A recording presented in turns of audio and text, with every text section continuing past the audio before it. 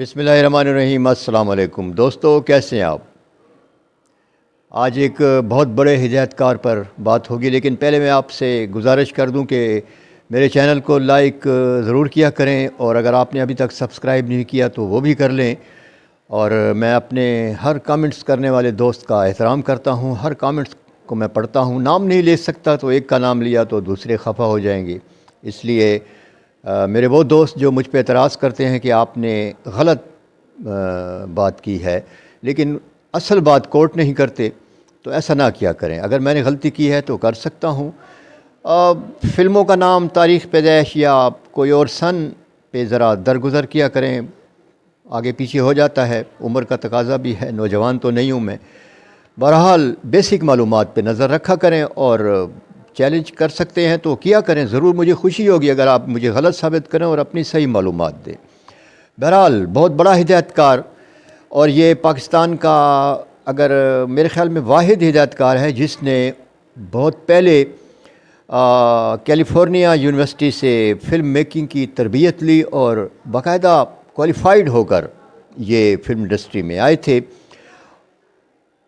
اور ایک اور بات بھی بتا دوں کہ وحید مراد نے ان کو بہت فیسیلیٹیٹ کیا تھا، ان کے لیے ایک ایک سجی سجائی ٹرے پیش کر دی فلم بنانے کے لیے۔ ان کا اپنا ادارہ تھا، نثار مراد والد تھے وحید مراد کے، ایک طرح سے ان کا گھریلو ایک تقسیم کار ادارہ تھا، فلم ساز ادارہ تھا، فلم میکنگ کا ادارہ تھا، تو اس کے لیے انہوں نے پرویز ملک کو آسانیاں فراہم کی، لیکن بعد میں اسی پرویز ملک نے وحید مراد کو یوں فراموش کیا گویا وحید مراد سے ان کا کبھی کوئی تعلق تھا ہی نہیں۔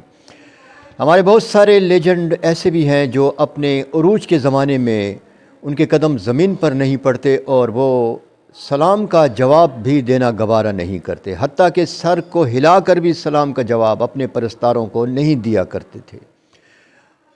آج قبرستانوں میں جا کر ان کی قبروں کا حال جب بلاگر بتا رہا ہوتا ہے اور لوگوں کے رویوں پر افسوس کر رہا ہوتا ہے، تو پہلے میں آپ کو ایک بات بتا دوں، میں کوئی اسلامی اسکالر نہیں ہوں، لیکن بات یہ ہے کہ قبرستان مکمل طور پر دنیا سے ہٹ کر ایک ایسی جگہ ہے جہاں سے آخرت کا تعلق ہوتا ہے، لہٰذا اس کو میلے ٹھیلے اور اس کو شور شرابے اور اس پہ ہار چڑھائے گئے ہیں اور صفائی ہو رہی ہے، اس کا اس بندے سے کوئی تعلق نہیں ہے جس کا دنیا سے رابطہ کٹ چکا ہے۔ اب اس کے اپنے تعلقات جیسے بھی ہوں گے اللہ تعالیٰ سے، اس کے مطابق اس کا فیصلہ ہوگا۔ تو قبروں کو دیکھ کر آپ کسی شخصیت کے بارے میں اندازہ نہ لگائیں کہ اس کو بھلا دیا گیا ہے۔ اب دنیا اس کو بھلا بھی دے تو یاد بھی رکھے تو کیا ہے، اب اس کا تعلق دنیا سے نہیں رہا، اب اس کا تعلق کسی اور جگہ سے ہے۔ بہرحال بات میں کر رہا تھا پرویز ملک کی۔ پرویز ملک نے لاس اینجلس میں کیلیفورنیا یونیورسٹی امریکہ سے فلم میکنگ کی تربیت حاصل کی، اور یہ پاکستان چلے آئے 1963 میں۔ یہاں وحید مراد نے ان کو ویلکم کہا، اور پہلی فلم جو انہوں نے وحید مراد اور زیبا کو لے کر بنائی وہ تھی ہیرا اور پتھر۔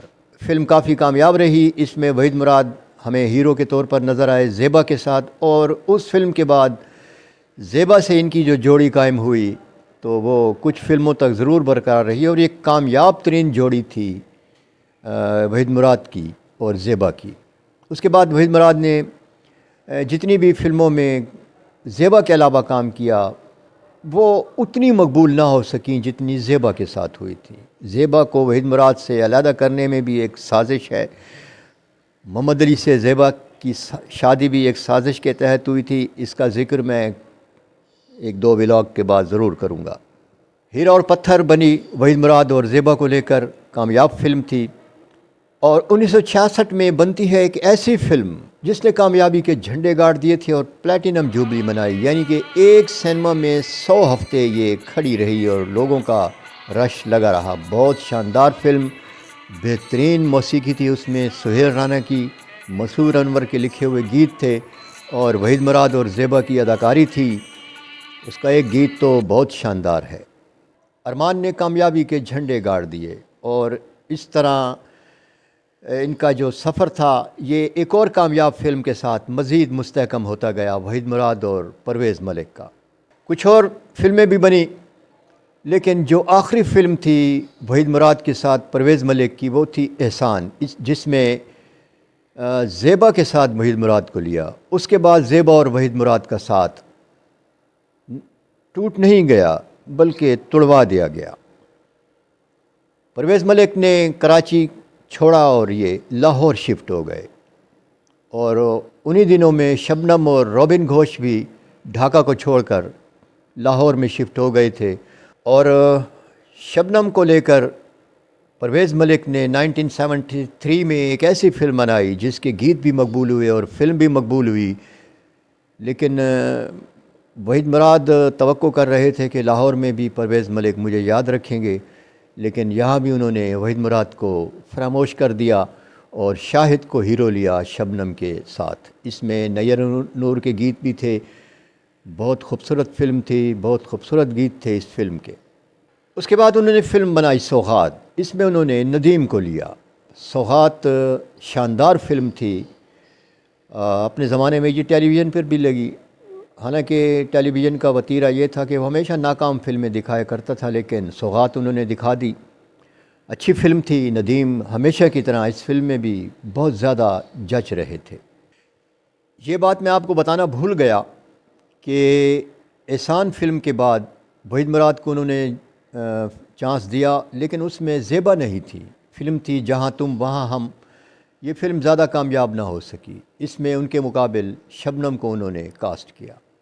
اب انہوں نے ایک ایسی فلم بنائی 1975 میں جس نے کامیابی کے جھنڈے گاڑ دیے تھے، بہت زیادہ کامیاب ہوئی تھی یہ فلم۔ اس فلم میں ندیم کے ساتھ شبنم تھیں، صبیہ خانم اور منور سعید نے ایک ویلن کا رول کیا تھا، کبھی اس میں سائیڈ ہیرو تھے۔ اپنے گانوں کے لحاظ سے، اپنی ڈائریکشن، اپنے کیمرہ ورک، اپنی موسیقی کے لحاظ سے، یہ ہر لحاظ سے بہت خوبصورت فلم تھی، اور اس زمانے میں پاکستان اپنے پڑوسی ملک انڈیا سے بہت آگے چلا گیا تھا۔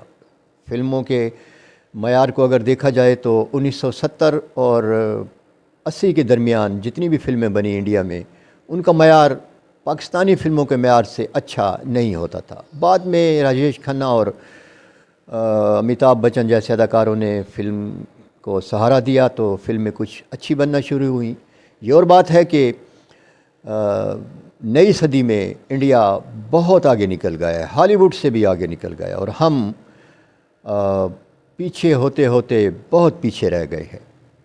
پہچان کے بعد پرویز ملک نے ندیم کو لے کر 2 اور فلمیں بنائیں، ایک تھی تلاش، دوسری تھی پاکیزہ۔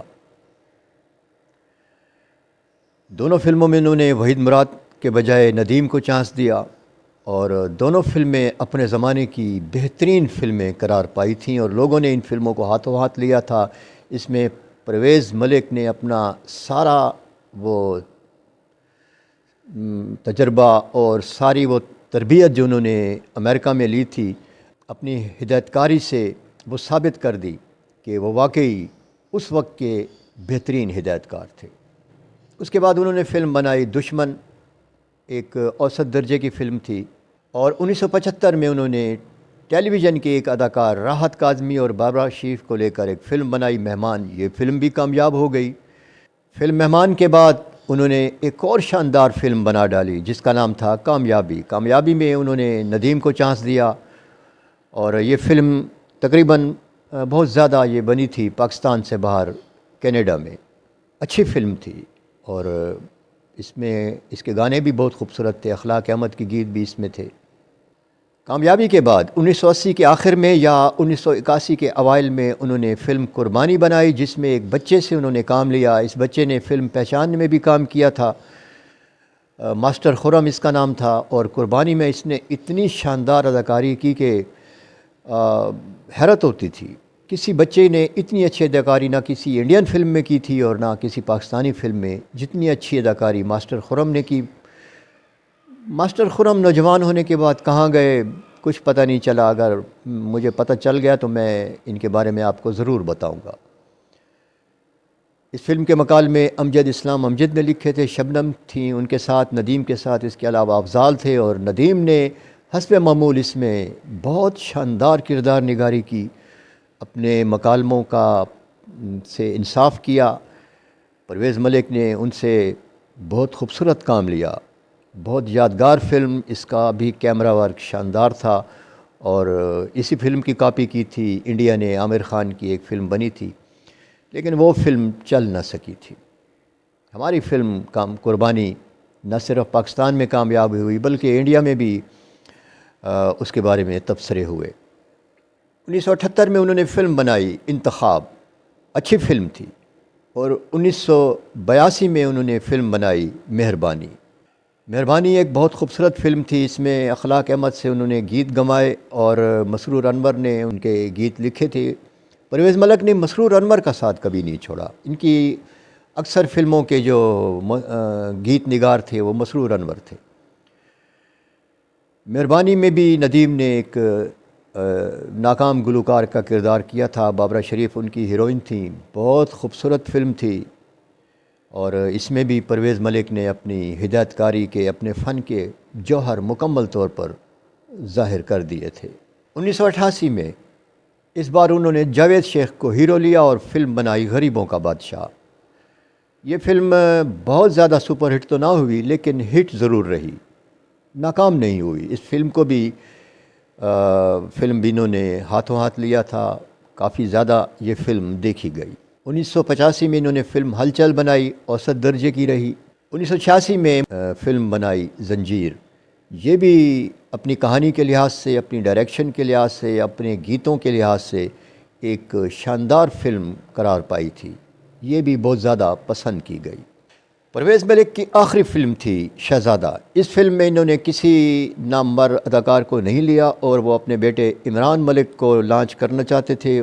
وہ چاہتے تھے کہ عمران ملک بھی فلمی دنیا میں آ جائے اور ہیرو بن جائے، لیکن یہ فلم مکمل نہ ہو سکی۔ غالباً اسی دوران پرویز ملک کا انتقال ہو گیا تھا۔